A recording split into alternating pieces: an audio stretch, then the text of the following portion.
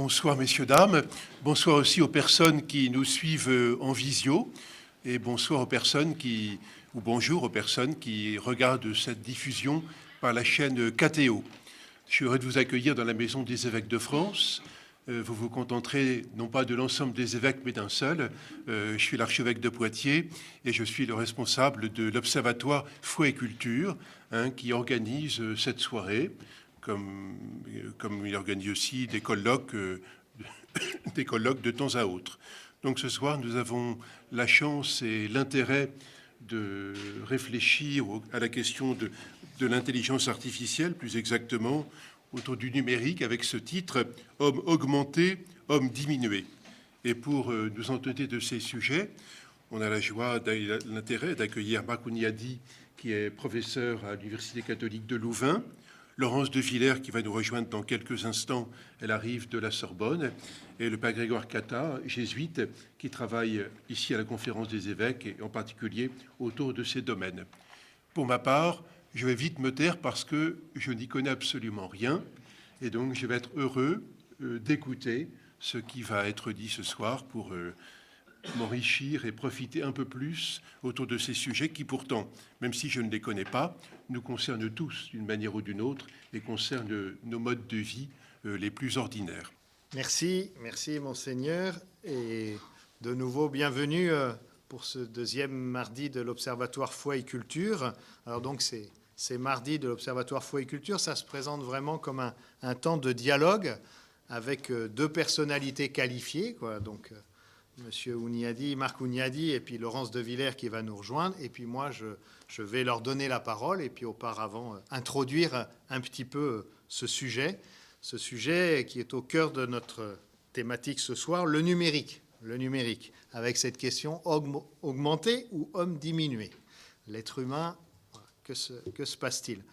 Moi-même, donc, je suis le père Grégoire Catta, directeur du service national Famille et Société dans cette maison, et aussi enseignant en théologie aux facultés jésuites de Paris, au Centre Sèvres. Voilà, je présenterai les deux intervenants un peu davantage, mais il se trouve que dans notre service national Famille et Société, ça fait quelques années que nous nous intéressons à cette question de la révolution numérique et de ses implications et de les regarder un peu de manière large. Donc c'est aussi à ce titre-là que je vais pouvoir vous dire quelques mots en introduction. Je commencerai comme ça. Le numérique est vraiment partout. En quelques décennies, les technologies issues de l'électronique et de l'informatique ont pris une place incontournable dans toutes les dimensions de notre vie. On peut penser aux smartphones, aux ordinateurs, aux GPS dans nos voitures. On peut penser aussi aux services administratifs en ligne, au commerce en ligne, aux médias que l'on consulte en ligne, même au sport, l'e-sport. On peut penser à la communication, la manière dont nous communiquons avec nos proches quand ils sont loin, et parfois aussi quand ils sont très proches, mais qu'on continue à communiquer avec eux, voilà, par d'autres moyens.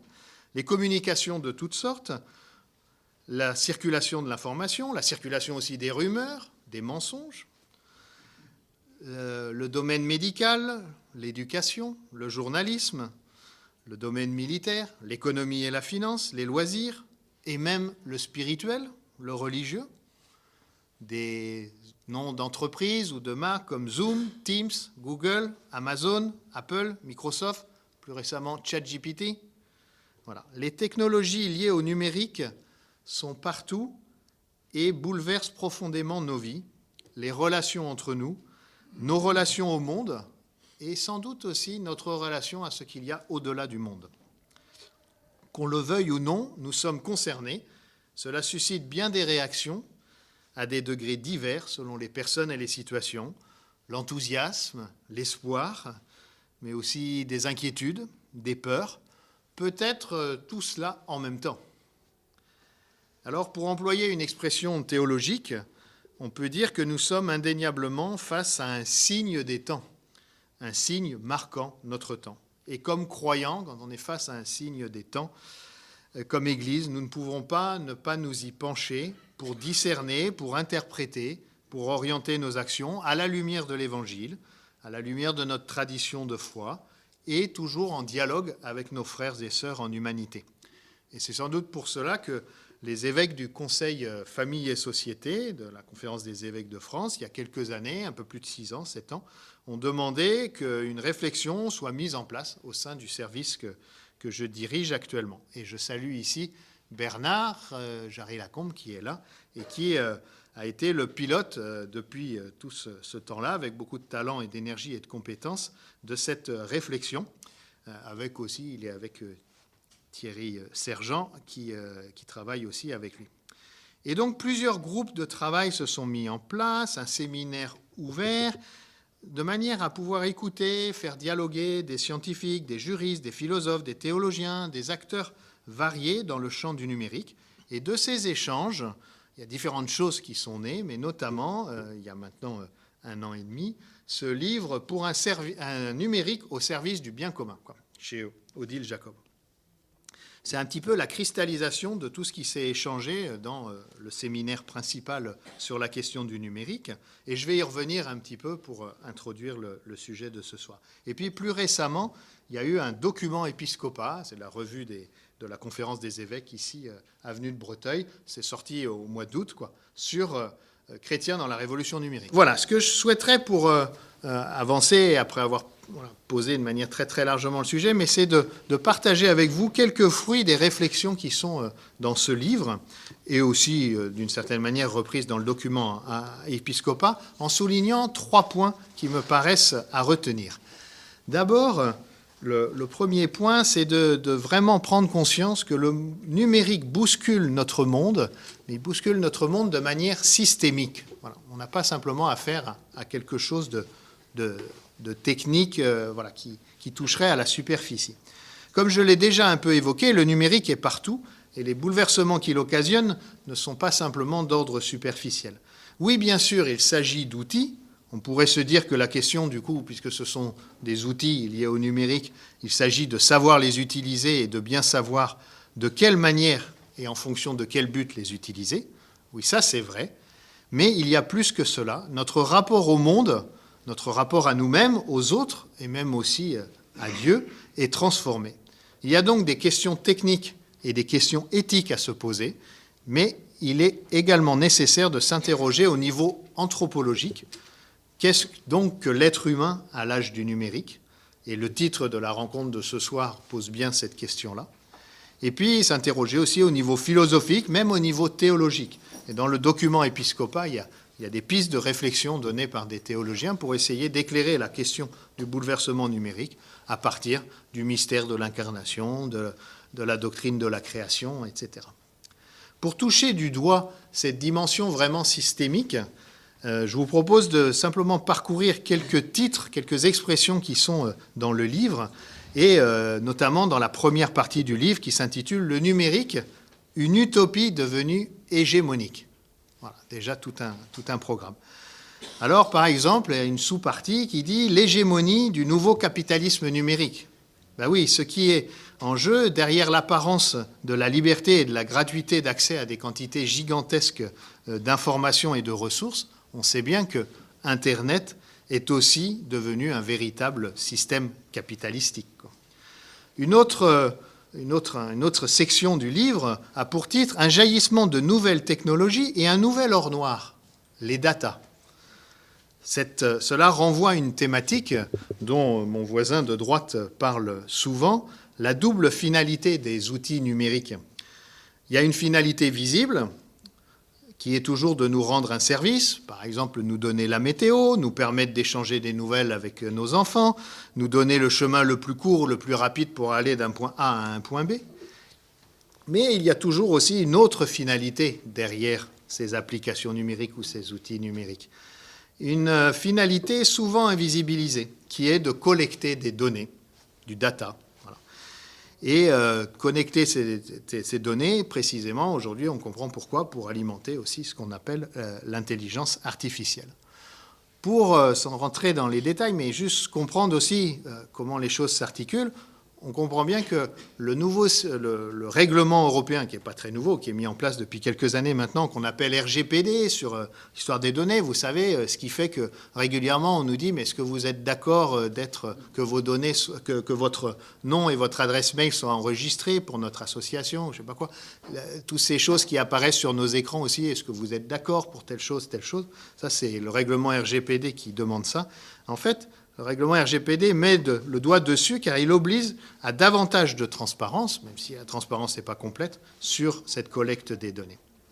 Encore une autre expression qui est employée dans le livre, et on est toujours pour faire saisir la dimension systémique, quoi. Le numérique transforme le monde. Pas toujours pour le pire, bien sûr, et pas toujours pour le meilleur non plus. Donc il y a une prise de conscience à avoir. Et décrit dans le livre des choses comme les modes de vie, les liens sociaux. On pourrait penser à ce qu'aurait été le confinement sans les ressources de la visioconférence et sans les ressources des échanges par visio. Ce que permet WhatsApp aussi pour entretenir les liens familiaux. Combien il y en a dans la salle qui ont un groupe WhatsApp qui les met en relation avec leurs enfants, leurs petits-enfants ou leurs parents. Voilà.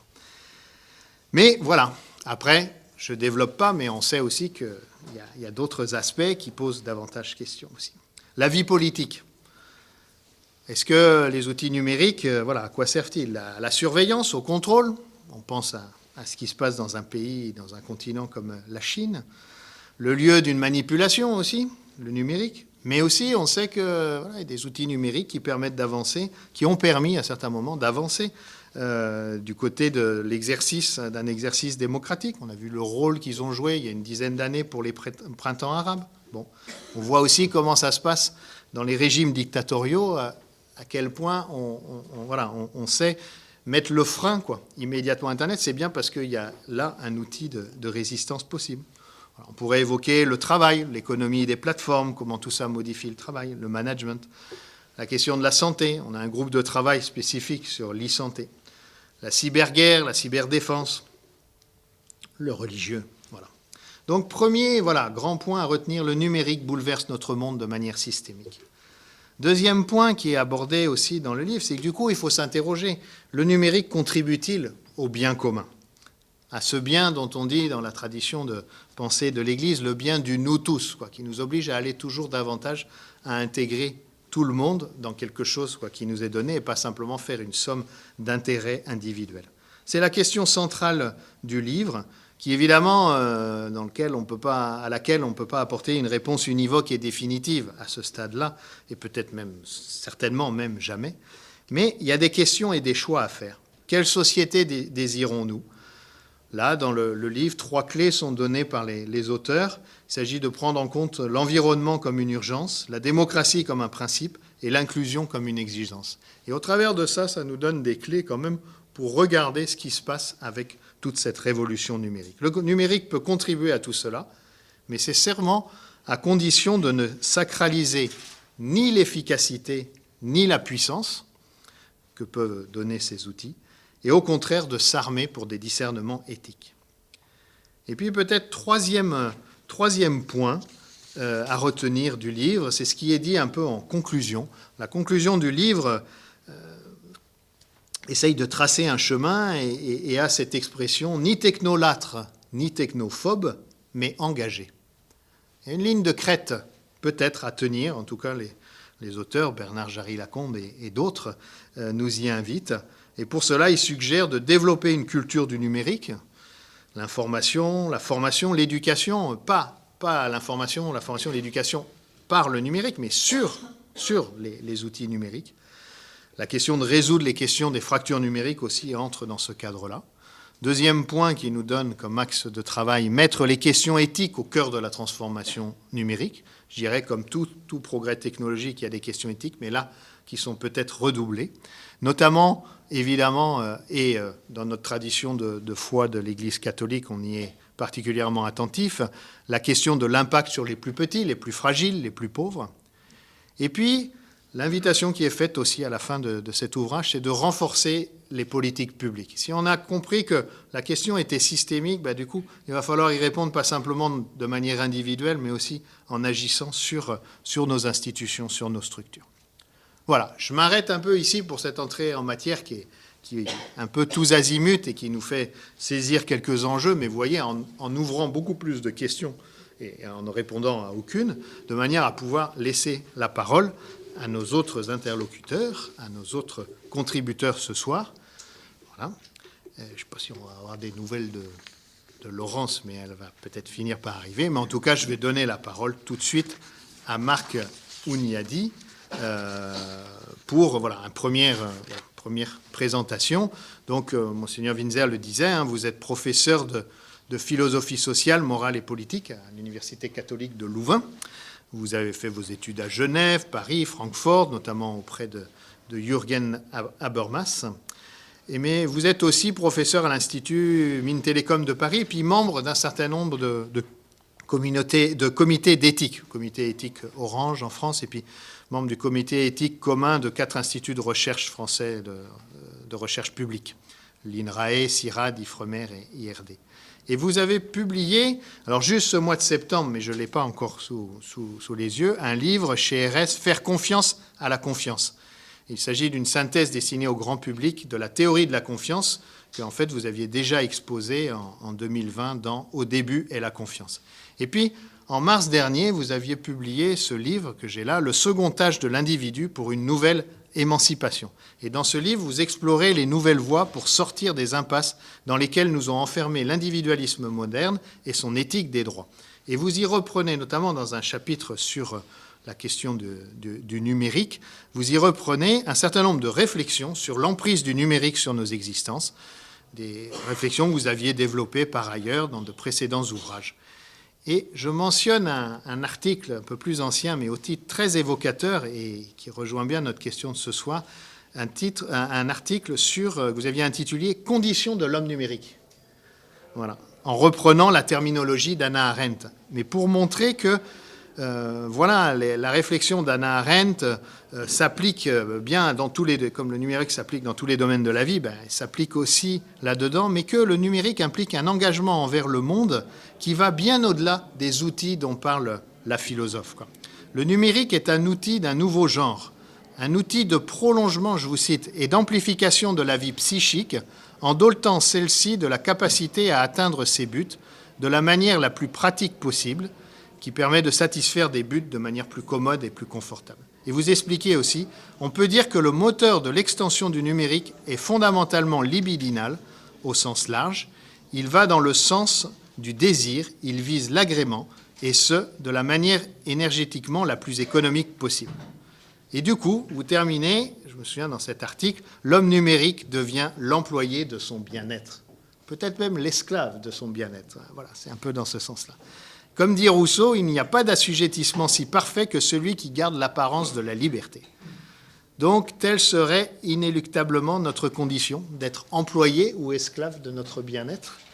Voilà. Comment cette compréhension, cette manière de comprendre plus philosophique les choses, peut-elle, de ce qui se joue finalement dans le numérique, peut-elle nous aider à envisager d'autres voies? Voilà. Donc, je vous laisse la parole avec votre manière à vous d'aborder cette question générale du bouleversement numérique et de ses implications sur les êtres humains.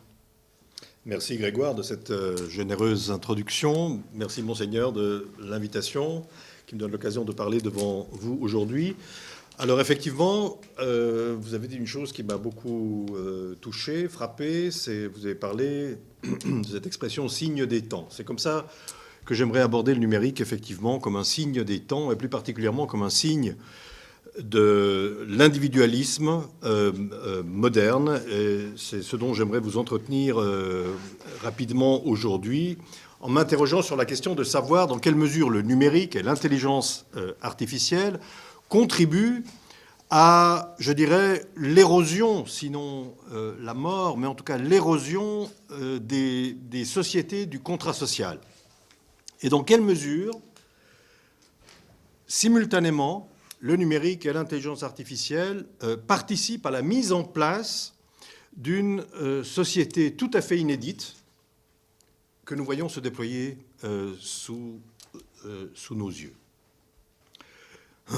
Je parle de l'érosion du contrat social. Le contrat social est une dimension absolument essentiel, au fond, de notre vie politique, je dirais même de notre symbolique politique. Quel homme ou femme politique ne veut pas refonder le contrat social, rénover le contrat social? Le contrat social est une doctrine, est une théorie, est une vision de la politique qui est née dans le sillage du nominalisme du XIVe siècle, c'est-à-dire que sans entrer ici dans des détails qui seraient fastidieux, les doctrines du contrat social répondent, au fond, à la vision individualiste du monde, qui est née au XIVe siècle, dans la Révolution nominaliste. Par nominaliste, ici, je me contenterai... Au fond, c'est un synonyme, si vous voulez, d'individualiste. Avec une caractéristique particulière de ce nominalisme du XIVe siècle, qui est né très précisément avec des philosophes comme Duns Scotus et Guillaume d'Occam. Un individualisme très particulier est né là, c'est celui qui a instauré le règne de la volonté individuelle. À partir de ce moment, donc du XIVe siècle, on a considéré, ces philosophes ont considéré, et c'est cette idée qui s'est transmise de siècle en siècle jusqu'à aujourd'hui, que, au fond, la faculté suprême de l'esprit humain, c'était la volonté. Et que la raison lui était, en quelque sorte, assujettie, puisque la volonté posant des buts, tel le Dieu Tout-Puissant, c'est un motif théologique à l'origine, mais je ne peux pas entrer dans ces détails ici, mais, n'est-ce pas, le Dieu Tout-Puissant pose souverainement ses buts, au point que Occam dit que Dieu aurait pu faire un monde complètement différent, un monde où les objets tombent vers le haut, etc. Donc c'est la pure contingence du monde issue de la volonté divine. Bon, cette volonté divine, qui est l'expression même de la toute-puissance divine, a été, comment dirais-je, transposée à l'esprit humain, et on a fait de la volonté posant ses buts, de la volonté souveraine, donc la faculté suprême. Et encore aujourd'hui, si vous voulez, c'est ce qui fait qu'effectivement, tous les jours, on nous demande notre consentement à des tas de choses que nous ne comprenons pas forcément. Il faut consentir, c'est-à-dire que... Parce que l'idée, c'est que si notre volonté consent à quelque chose, alors on est moralement quitte avec cette chose. Le fait que notre volonté acquiesce à quelque chose fait que cette chose devient légitime. Bon. Donc, au fond, l'individualisme moderne est un individualisme de la volonté souveraine, et la volonté est la faculté moderne par excellence, puisque c'est à travers la volonté que s'exprime l'individu qui pose librement ses buts, qui peut accomplir ses buts, faire ce qu'il veut. Si vous demandez aux gens aujourd'hui c'est quoi la liberté, la première chose qu'ils vont dire spontanément, c'est faire ce que je veux. Ce que je veux, la volonté. N'est-ce pas? Cette idée d'une volonté qui pose ses buts. Or, les philosophes politiques se sont rendus compte très tôt que ça posait un problème politique considérable. Parce que si on part de l'individu qui pose souverainement ses buts, si c'est ça l'unité fondamentale de la politique, et non plus, par exemple, comme chez Aristote, la relation. Chez Aristote, ce qui est premier, ce n'est pas du tout l'individu, qui n'existe pas en tant que tel, mais c'est la relation chez Aristote. Donc cette idée moderne de l'individu a posé ce problème politique de dire, bon, si on a des individus qui chacun pose souverainement et librement ses buts, comment est-ce qu'on fait de l'ordre social avec ça? Comment est-ce qu'on peut faire tenir ensemble des individus dont la volonté part dans tous les sens, en quelque sorte, comme des boules de billard sur une table? Réponse qu'ont apporté les philosophes à cette question: il y a de l'ordre social par contrat social. C'est-à-dire que des individus libres, dotés d'une volonté, peuvent faire de l'ordre social s'ils s'accordent volontairement à faire une association, à constituer une association qui va tenir ensemble. Donc c'est une association volontaire qui tient ensemble par le pacte social, le contrat social. Nous connaissons tout cela chez Rousseau, etc. Voilà la réponse, voilà la conception moderne, si vous voulez, de la politique qui répond à cet individualisme né au XIVe siècle et qui s'est peu à peu développé à travers l'histoire. Rousseau, le grand théoricien du contrat social, avait théorisé quelque chose d'extraordinairement intéressant par rapport à cela. Il s'était rendu compte que, au fond, si des individus qui cherchent toujours leur avantage, parce qu'au fond, c'est ça la souveraineté de la volonté, je fais ce que je veux pour mon bien, je me préoccupe de mon bien. Si des individus sont toujours préoccupés par leur propre avantage, que ces individus font un pacte, ben comment peut-on être sûr, en fait, que si leurs intérêts ne changent pas, ils ne vont pas rompre ce pacte? N'est-ce pas? Il y a dans la volonté individuelle, dans l'intérêt particulier, il y a quelque chose de très contingent qui fait qui fragilise à la base l'ordre social. C'est-à-dire qu'il faut s'assurer non seulement qu'ils font un pacte social, mais qu'ils restent ensemble. Rousseau, se posant cette question, avait trouvé une solution. Il avait dit il faut une volonté générale. Mais attention, parce que là-dessus, il y a beaucoup de contresens. La volonté générale, ce n'est pas la volonté de tous. La volonté générale, ce n'est même pas la volonté majoritaire. La volonté générale, chez Rousseau, c'est une faculté individuelle que chaque individu porte en lui. Autrement dit, c'est une espèce de couche supplémentaire de la volonté individuelle que Rousseau appelle la volonté générale, justement, qui est cette part de moi-même qui est orientée vers le bien général, qui fait que si je dois voter, par exemple, eh bien, je ne vote pas en fonction de mon intérêt propre, mais en fonction de l'intérêt général. Autrement dit, c'est une faculté qui permet de transcender le simple intérêt individuel.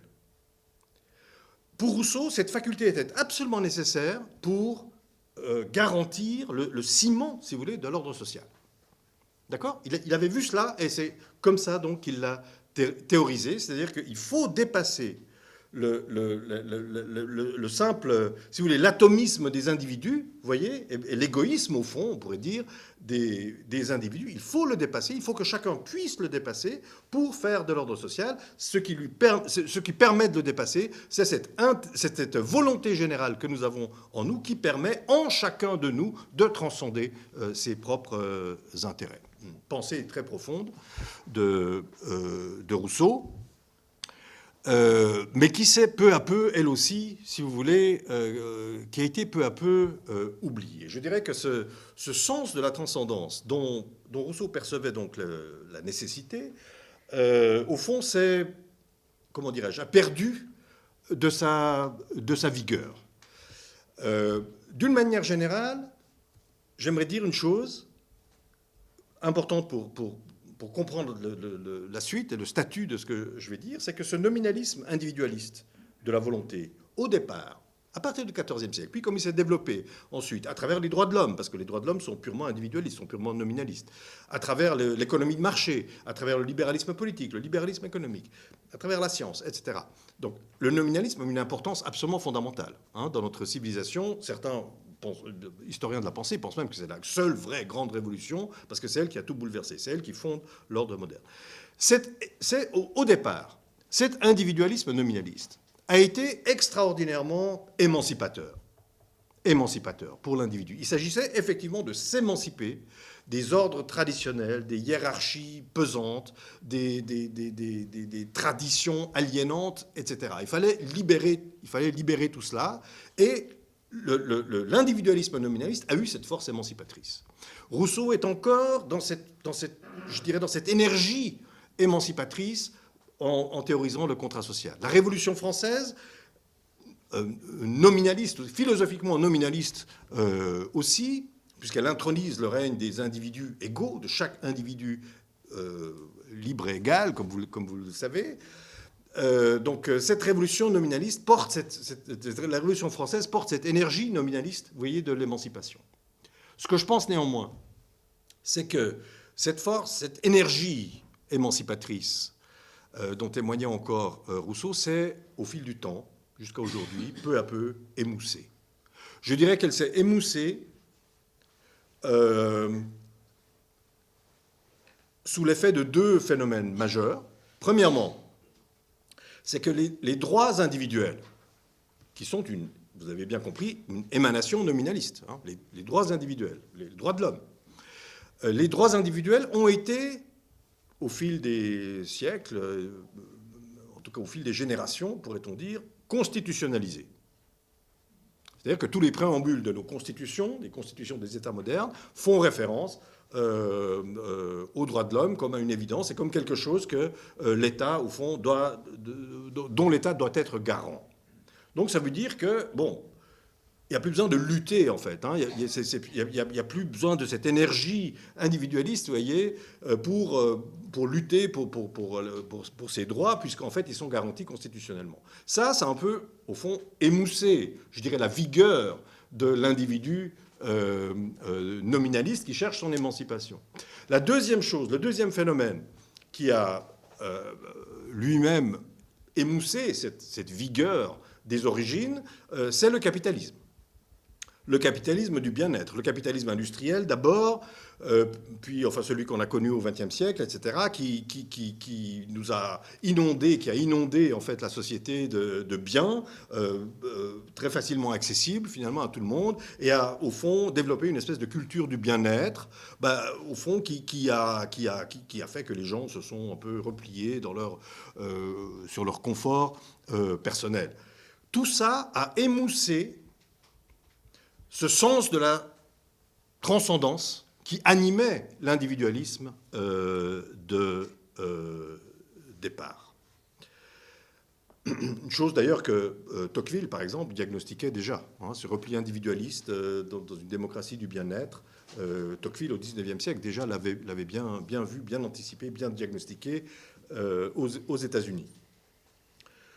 Le numérique a extraordinairement, je dirais, renforcer et accélérer cette, je dirais, poussée libidinale de l'individu. Je reprends le mot. Par libidinal, je veux dire, effectivement, qui recherche sa satisfaction, son confort. Vous voyez, c'est plus une énergie poussée par un sens de la transcendance pour conquérir des droits, s'émanciper contre les ordres aliénants.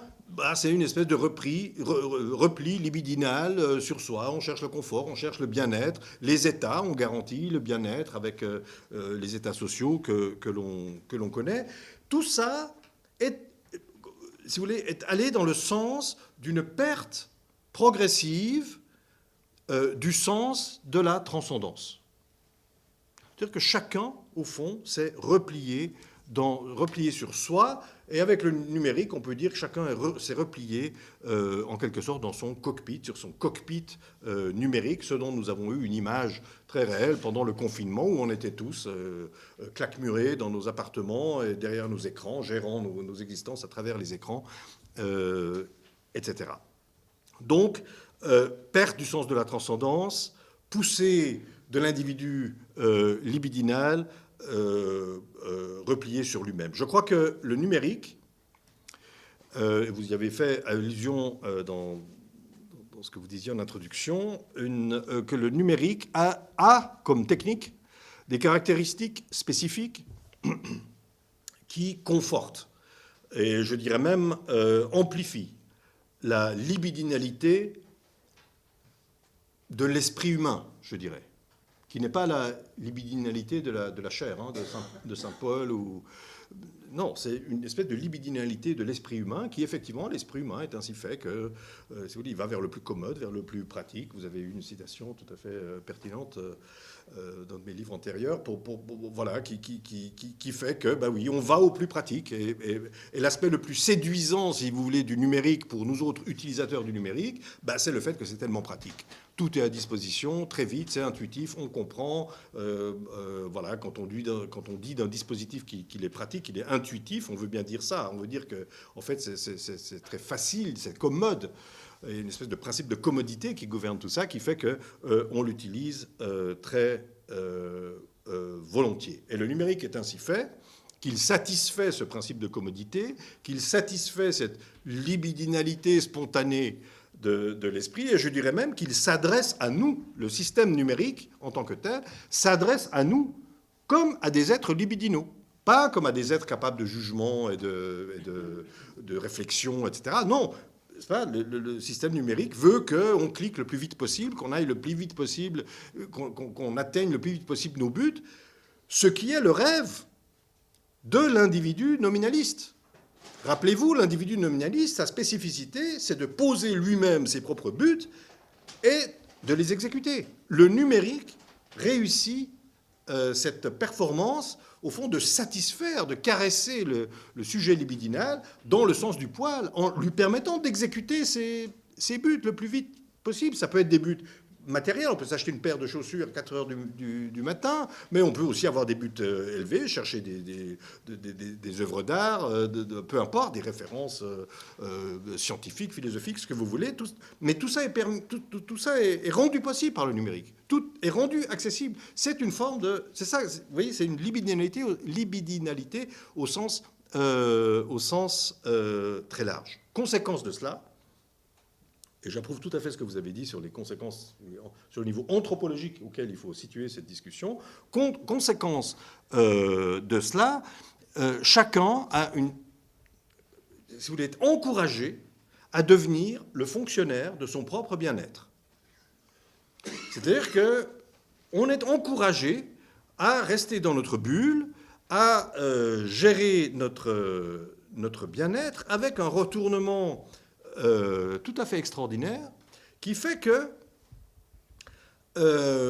l'individu, l'utilisateur du numérique, l'individu, attend du système numérique qu'il satisfasse les fonctions que lui, l'individu, assigne au système. Vous voyez, c'est un retournement extraordinaire. Dans une vision classique de ce qu'on appelle le fonctionnalisme. Dans une vision classique, c'est un système, par exemple une organisation, par exemple une entreprise, n'est-ce pas, qui, décide qui fait quoi. Division du travail, il y a des postes à remplir, tac, c'est le système qui vous assigne une place dans le système. D'accord ? C'est comme ça que, globalement, la société marchait. C'est-à-dire qu'on avait tous une place par rapport à une fonction qu'on pouvait occuper dans le système. Avec le numérique, il y a une espèce de retournement de ce fonctionnalisme. Retournement tout à fait spectaculaire, qui fait que c'est plus le système qui nous assigne une place, c'est pas le système numérique qui nous assigne une place, c'est nous, en tant qu'utilisateurs, qui attendons du système qu'il remplisse la fonction que nous attendons de lui. Si vous êtes sportif, vous attendez du système qu'il vous fournisse des données sportives, qu'il mesure vos performances et celles des autres, qu'il vous compare, qu'il fasse des statistiques, etc. Si vous êtes philatéliste, vous attendez du système qui vous donne les références, etc. etc. Oui, tout le monde attend du système qu'il satisfasse ses propres besoins. C'est une espèce de fonctionnalisme inversé. Ça, c'est quelque chose de tout à fait extraordinaire, en réalité, qui passe inaperçu. Vous voyez, c'est une évolution à bas bruit, mais radicale.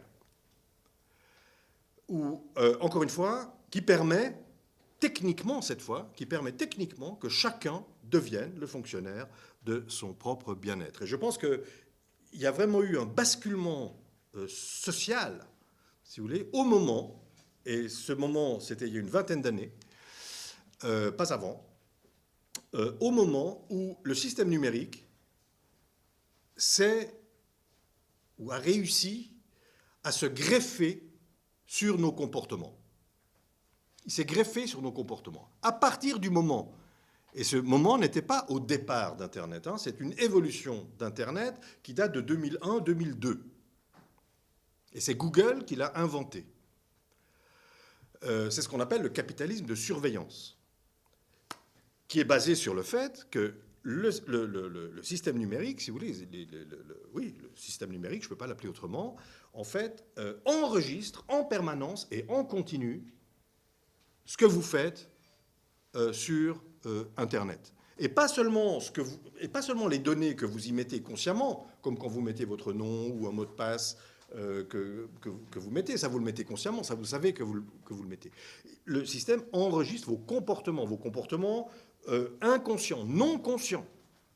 N'est-ce pas ? C'est-à-dire le temps que vous passez sur Internet. Si vous jouez sur Internet, même des jeux de cartes en ligne, eh bien, le système enregistre si vous êtes un joueur nerveux, habile, patient, impatient, etc. Tout ça, ce sont des données très importantes, des données comportementales qui permettent au système via les algorithmes et via le traitement de ces données, c'est les big data, c'est ça qu'on appelle les big data, qui permet au système d'avoir des informations tout à fait inouïes sur chacun d'entre nous, sur chaque utilisateur. Et donc, c'est ça qui les intéresse, c'est de créer le profil de l'utilisateur, d'accord, avec toutes ces données comportementales. À partir du moment où le système numérique a été capable de faire ça, et à partir du moment où, en fait, il s'est nourri de ça, parce que en fait, c'est comme ça que ça marche. Actuellement, c'est comme ça que ça marche. Eh bien, vous voyez, le système s'est greffé sur nous. Le système s'est greffé sur nous. Parce que si les applications que nous utilisons tous marchent si bien, c'est parce qu'elles pompent en permanence ces données. Donc, c'est cette double finalité, vous avez fait allusion. C'est-à-dire, vous voyez, ce qui se passe, c'est que quand vous avez une application, vous avez une finalité. L'utilisateur a une finalité. Vous voulez faire quelque chose avec cette application. Vous voulez, par exemple, aller de A à B grâce au GPS. Vous voulez trouver les lignes de métro qui vous mènent d'un endroit à l'autre à Paris. C'est ça que vous voulez faire. C'est votre finalité. C'est la finalité de l'utilisateur. Mais le dispositif numérique est en même temps traversé, et je dirais indissociablement traversé, structurellement, c'est une structure d'outils, par une autre finalité, qui n'est pas la vôtre, qui est celle du système. Système qui vous instrumentalise à son tour, n'est-ce pas? Qui pompe vos données pour en faire autre chose, que vous ignorez. C'est la finalité du système. Et c'est comme ça que marche le système. Et j'insiste pour dire que cette double finalité est indissociable. D'accord? Donc, en fait, c'est comme ça que ça marche. C'est des outils tout à fait... Voilà. En cela aussi, ces outils marquent une rupture, si vous voulez, dans l'histoire de la technique, donc dans l'histoire de l'humanité, en ce que, pour la première fois dans l'histoire de la technique, on fabrique des outils qui ne sont pas faits pour l'usage qu'on en fait. Qui ne sont pas faits pour l'usage qu'on en fait. Bon. C'est cette structure en double finalité qui permet au système de se greffer sur nous. D'accord? Et du coup, nous sommes pris dans cette espèce d'immense toile d'araignée. Et c'est ça qui crée une société absolument inédite sous nos yeux. Cette société inédite, elle se caractérise par le fait que nous avons affaire désormais, c'est la tendance qui se dessine, nous avons affaire désormais à une communauté d'individus, vous et moi, les utilisateurs, strictement individualisés, des individus nominalistes, dotés de leur volonté, qui veulent exécuter leur volonté, qui utilisent le système pour exécuter leur volonté, etc. Donc, une communauté d'individus nominalistes, intégrés, donc ça veut dire reliés, cimentés, si vous voulez, non pas par le contrat social, non pas par le sens de la transcendance cher à Rousseau, mais par la technique. Une communauté d'individus nominalistes intégrés par la technique. Voilà la nouvelle forme de société, la société tout à fait inédite qui se profile sous nos yeux. L'intelligence artificielle participe absolument de cette espèce d'immense roue de hamster ou de cette immense toile d'araignée, appelez-la comme vous voulez, où nous sommes inévitablement les rouages d'une immense machine sociale qui dessine au fond l'horizon d'une société automatique, puisque en fait c'est la technique qui pilote cette société, qui utilise en fait la liberté nominaliste des individus à son propre profit pour alimenter le système. Je vous en donne un exemple concret. C'est ce type de société, cette société absolument inédite. Donc, c'est bien ce que je voulais vous montrer, c'est que d'un côté, les sociétés du contrat social s'érodent et se met en place sous nos yeux une société tout à fait inédite. Cette société inédite, c'est cette société d'individus nominalistes, individualisés, souverains dans leur volonté, intégrés par la technique. Et je pense que cette société-là, elle est par exemple préfigurée par nos modes de consommation, par les nouveaux modes de consommation culturels. Les plateformes, par exemple, de musique, Spotify, Netflix pour les films, etc. Parce que là, on a affaire à une communauté d'individus, la communauté des abonnés à Netflix, la communauté des abonnés à Spotify, qui sont des individus tous différents, qui ont des goûts extrêmement personnalisés, si vous voulez, que Netflix ou Spotify scrutent en permanence, et auxquels la plateforme est capable de présenter le contenu le plus séduisant pour lui, avec des contenus tout à fait personnalisés. C'est toujours le plus séduisant pour vous qui vous est présenté. Tous ces individus auxquels s'adresse par exemple Netflix perpétuent, en étant sur Netflix, si vous voulez, en ayant cet abonnement sur Netflix, en regardant les films, en consommant ces films, tous ces individus perpétuent leur acte de consommation. Et nourrissent par conséquent le capitalisme de surveillance, nourrissent ce que j'expliquais tout à l'heure, la finalité du système, qui est celle de vous connaître, pas vous personnellement, mais de connaître votre profil. Et par conséquent, à chaque fois qu'on regarde un film sur Netflix, on favorise l'extension du système technique. Donc, vous voyez, tous les individus perpétuent le même acte de consommation, encouragent l'extension et alimentent en fait l'extension du système numérique, alors même qu'ils ont tous des goûts très différents. Il y a une personnalisation de la consommation, mais en fait, en même temps, une universalisation de cette même consommation permise par ces plateformes techniques. Voilà un exemple, vous voyez, voilà ce qui préfigure, en quelque sorte une métaphore, mais une métaphore réelle, d'une société d'individus nominalistes intégrés par la technique, qui n'a donc plus besoin du sens de la transcendance, si vous voulez, puisque je n'ai besoin que d'avoir mes goûts personnels, d'exprimer mes goûts personnels, et puis le système satisfait mes goûts personnels. Vous comprenez ? Parce que la volonté générale de Rousseau est totalement oubliée. On n'en a plus besoin, puisque la communauté est en fait intégrée, non pas par un pacte social, mais par la technique qui est capable de satisfaire les goûts de chacun des individus. D'accord ? Qu'est-ce qu'on fait de tout ça et comment on en sort ? Voilà, c'est ça le problème. Comme vous l'avez dit, vous avez eu la gentillesse de parler de mon livre, Le second âge de l'individu. Il est en fait consacré à cette question de comment est-ce qu'on sort de tout ça. Je vais être rapide, bien que ce soit une question naturellement compliquée. Je pense qu'il y a, si vous voulez, il y a trois choses qu'il faut distinguer. D'abord, un niveau, je dirais, individuel, qui est celui de l'éducation. Je pense que l'éducation est quelque chose d'absolument fondamental. Mais par éducation, je n'entends pas simplement l'éducation scolaire, c'est pas ce que je veux dire.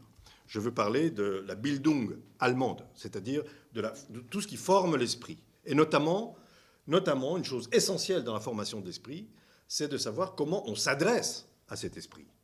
Vous voyez, comme j'ai essayé de vous le montrer très ou trop rapidement, le numérique s'adresse à nous comme à des êtres libidinaux. C'est ça qui le fait fonctionner, n'est-ce pas ? Notre désir est traité de manière naturaliste par le système. C'est-à-dire qu'un désir s'exprime et paf, le système veut le satisfaire. D'accord ? Il n'est jamais question d'éduquer le désir, de différer le désir, de sublimer le désir, de transformer. Pas du tout. Votre désir s'exprime, paf, il faut le satisfaire. D'accord ? Donc le système traite nos désirs sur un mode naturaliste. Et donc, tout ce système que j'ai décrit, cette intégration par la technique, cette intégration des individus nominalistes par la technique, traite le désir comme un pur fait, simplement qu'il faut satisfaire. Il n'y a aucune transcendance là-dedans. C'est pourquoi j'appelle l'éducation, cette formation de l'esprit, cette manière de s'adresser aux autres, qui rétablit le sens de la transcendance. Par sens de la transcendance, je n'entends pas ici la transcendance divine, la grande transcendance, mais une transcendance de tous les jours, celle qui nous fait sortir de notre cockpit. Si vous voulez, pour en donner un exemple concret, je trouve que les cours d'empathie qui sont maintenant à l'ordre du jour dans les écoles françaises sont un apprentissage de la transcendance. C'est très important d'apprendre, et ma foi, on est dans une situation culturelle telle qu'il faut l'apprendre, c'est plus naturel, mais d'apprendre à prendre le point de vue de quelqu'un d'autre, de savoir ce que c'est que d'écouter le point de vue de quelqu'un d'autre, de l'épouser, de se mettre à sa place, etc. Bon, il faut l'apprendre, on peut regretter qu'il faille désormais l'apprendre, voilà, mais voilà, c'est une chose, c'est un sens de la, vous voyez, c'est un apprentissage du sens de la transcendance, parce qu'on sort de soi. Vous comprenez?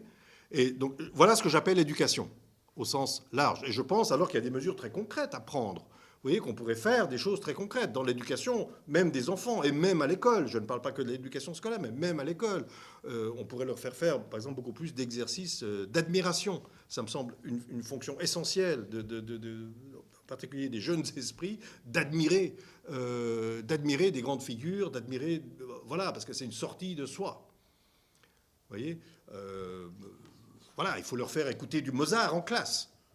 Une fois, non, c'est pas, on n'a pas besoin vous voyez, montrer ce que Mozart composait à leur âge. Vous voyez, Mozart a composé sa 25e symphonie à 17 ans. C'est une symphonie extraordinaire. Ça démarre comme un morceau de rock. Je ne vais pas vous la chanter maintenant, mais vous regarderez sur Spotify. 25e symphonie, ça démarre. Ça ne peut que...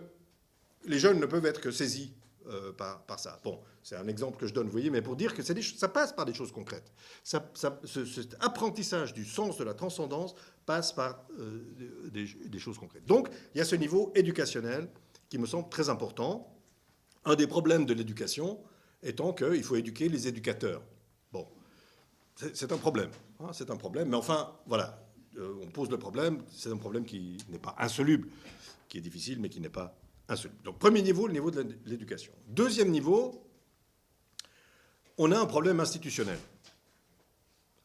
En tout cas, dans le monde occidental, on a un problème institutionnel. Ce problème institutionnel, c'est que nos institutions politiques ne sont pas équipées pour affronter le type de problème que pose la question numérique. À partir du moment où on dit que le numérique influence l'esprit humain, qu'il a des conséquences anthropologiques, etc., une fois qu'on a dit ça, ok, on a fait un diagnostic, mais on ne peut que constater le fait que nos institutions ne sont pas équipées pour répondre à ça. Pourquoi ? Parce que nos institutions, les constitutions de nos États modernes, sont toutes architecturées, je dirais, autour des droits individuels, de la défense des droits et libertés individuelles. Voilà. L'Europe fait ça tous les jours. Alors je connais bien la question du numérique dans les institutions européennes, les textes numériques, etc. Tous les textes numériques, tous, et y compris ceux qui viennent sur l'intelligence artificielle, sont axés sur la défense des droits individuels. Bon. Et sur le droit de la concurrence. Bon, ça a des raisons profondes. C'est que notre droit est nominaliste par fondement, je dirais. Et puis il y a une raison plus circonstancielle, c'est que la compétence européenne se réduit à celle de favoriser un marché unique. C'est la seule compétence, en fait, qu'ont véritablement les institutions européennes. Les autres compétences sont toutes étatiques, et donc il n'y a pas de compétence européenne directe. À partir du moment où l'Europe ne peut légiférer qu'en vue de créer un marché unique, c'est leur motto, n'est-ce pas? C'est le marché unique, marché unique, marché unique. Ursula von der Leyen, c'est vraiment son horizon. Eh bien, à partir de ce moment-là, on ne peut défendre les droits que dans le cadre du marché unique, et donc défendre les droits des individus en tant qu'ils sont des acteurs économiques individuels. Alors, il faut que ça soit équitable, il faut qu'il y ait de la concurrence, etc., etc. Donc, c'est bien, le RGPD, si vous voulez, c'est un progrès, mais ce n'est pas du tout à la hauteur. C'est pas du tout ce qu'on a. Ça ne problème. Vous voyez, le RGPD, par exemple, effectivement, il protège nos données personnelles. Mais il ne nous protège pas de l'extraction des données. Il ne met pas du tout en question l'extraction des données. Il met en question juste le fait qu'une fois qu'on a extrait les données, on ne peut pas les vendre à n'importe qui, à votre insu, etc. Il faut consentir et tout. C'est ça, le principe. Or, le niveau de réflexion que nous trouvons par rapport au numérique, par rapport aux impacts du numérique, il va bien au-delà de ces questions-là, de l'équité du marché des données. Vous comprenez ? Je pense que les droits individuels et le droit de la concurrence ne sont pas le bon levier pour réguler le numérique. Donc, nous n'avons pas d'institution. Nous n'avons pas d'institution qui soit à la hauteur des GAFAM. Il faut donc la créer. Il faut donc la créer. Voilà. Ce n'est pas si compliqué. Alors, il y a des rapports de force qui l'empêchent maintenant, etc. Mais ce n'est pas si compliqué. Le président Mitterrand avait créé les comités d'éthique au moment où on avait besoin des comités d'éthique, où le droit était dépassé par les avancées du génie génétique. Il a dit il faut qu'on fasse un conseil de sages pour anticiper le droit, pour donner des conseils, etc. Parce que le droit n'est juste plus en mesure de répondre à ces questions. Ben voilà, il l'a fait. Ça s'est généralisé.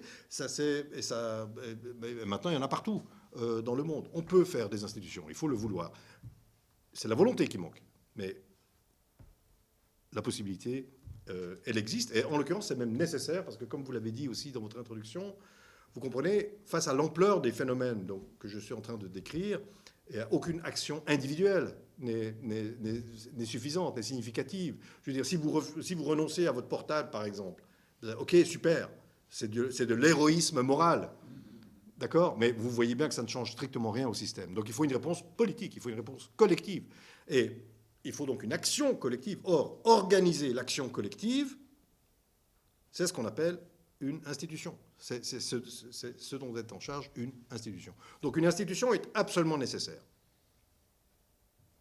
Donc éducation, institution. Et la troisième chose, c'est que je propose dans le livre, et je le propose par d'autres voies aussi plus politiques, je propose que, étant donné la situation, étant donné l'emprise que les GAFAM, les entreprises lucratives, ont sur non seulement notre monde social, etc., mais sur nos esprits, et sur l'esprit de nos jeunes, eh bien, je propose qu'on déclare l'esprit humain patrimoine commun de l'humanité, comme on l'a fait pour les fonds marins.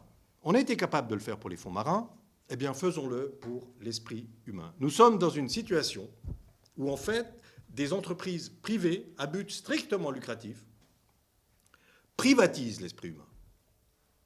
Ils s'emparent des données, ils les monétisent et ensuite ils les utilisent au fond contre nous. C'est pour nous, naturellement, c'est pour notre confort, mais en réalité, c'est d'une certaine manière contre nous, puisque c'est contre l'esprit, puisque c'est contre, en fait, tout ça, toute cette immense évolution dans laquelle nous sommes pris, va contre, vous voyez, le sens de la transcendance qui est inhérent à l'esprit humain. L'esprit humain, c'est comme ça qu'il fonctionne, c'est par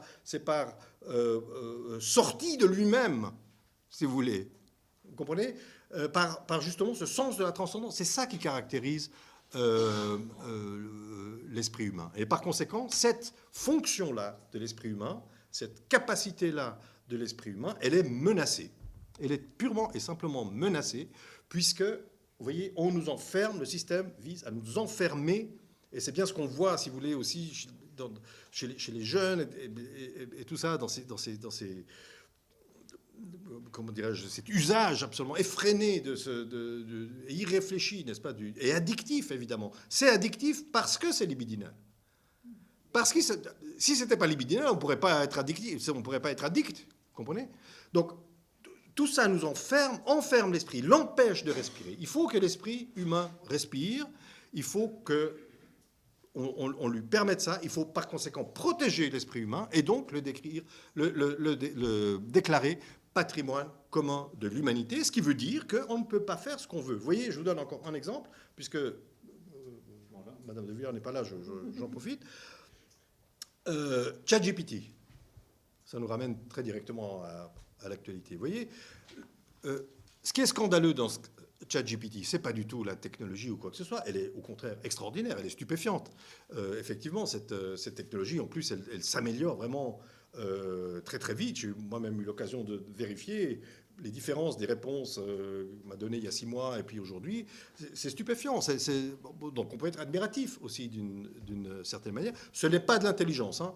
Alors ça, c'est un autre sujet, je ne vais pas entrer là-dedans maintenant. Ce n'est pas de l'intelligence, mais bon, c'est une performance tout à fait extraordinaire. Le scandale de ChatGPT, c'est pas du tout... Donc, lié, ce n'est pas du tout lié à ses performances techniques ou à quoi que ce soit. C'est lié au fait que nous l'avons subi sur le mode du fait accompli, que le monde entier a été pris de court et que un jour de décembre 2022, c'était 3 semaines avant Noël, la planète entière a été envahie par cette application, n'est-ce pas, sans qu'on ait été averti, sans qu'on ait pu y réfléchir, etc. C'est ça qui est scandaleux, c'est que c'est le marché qui a fait loi. Une entreprise privée a décidé de mettre ça sur le marché sans réfléchir aux conséquences, y compris des conséquences plus concrètes sur les emplois, etc., sur les travaux, les étudiants. On ne sait plus comment faire avec les étudiants. Leur donner des travaux à la maison, ça ne sert plus à rien, puisque ChatGPT le fait effectivement très bien dans la plupart des cas, etc. Donc voilà, tout le monde a été pris de panique, vous voyez, parce qu'on a été mis devant le fait accompli. C'est tout à fait inouï, cette affaire. Pour la moindre molécule pharmaceutique, on fait des tests. Il y a 4 phases de tests. Ça prend des années. Ça coûte très cher à l'entreprise. Il faut homologuer cela. Il faut qu'une entreprise d'État, qu'un organisme d'État valide la chose, etc. On ne mettrait jamais une molécule comme ça sur le marché sans tous ces tests préalables. Vous voyez, parce qu'on part du principe qu'une molécule, ça peut être dangereux pour le corps. Mais on ne s'est jamais dit qu'une application, ça peut être dangereux pour l'esprit. Donc ça ne va pas. Donc c'est là aussi que l'institution, vous voyez, dont je parlais, doit jouer. Il faut une institution qui homologue les choses, qui se donne les conditions de réfléchir aux conditions de mise sur le marché d'une application comme ChatGPT. Ce sont des technologies de l'esprit. Ce sont des technologies de l'esprit, et bien il faut protéger l'esprit, et il faut donc le déclarer patrimoine commun de l'humanité. Voilà, je vous remercie. Merci.